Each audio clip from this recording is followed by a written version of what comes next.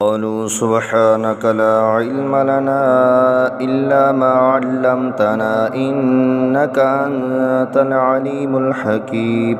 قال يا آدم أنبئهم بأسمائهم فلما أنبأهم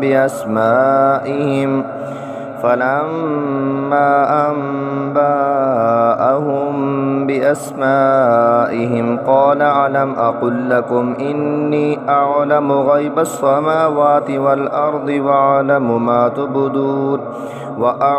ما تبدون وما كنتم تكتمون. وإذ قلنا للملائكة اسجدوا لآدم فسجدوا إلا إبليس أبى واستكبر وكان من الكافرين. وقلنا يا آدم اسكن أنت وزوجك الجنة وكلا منها رغدا حيث شئتما ولا تقربا هذه الشجرة فتكونا من الظالمين. فأزلهما الشيطان عنها فأخرجهما مما كان فيه وقلنا اهبطوا بعضكم لبعض عدو ولكم في الأرض مستقر ومتاع إلى حين.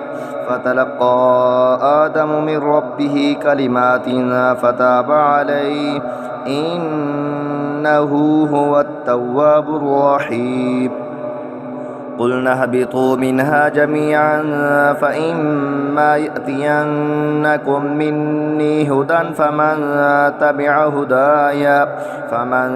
تبع هداي فلا خوف عليهم ولا هم يحزنون. والذين كفروا وكذبوا بآياتنا أولئك أصحاب النار هم فيها خالدون. يا بني إسرائيل اذكروا نعمتي التي أنعمت عليكم وأوفوا بعهدي أوفي بعهدكم وإياي فارهبون.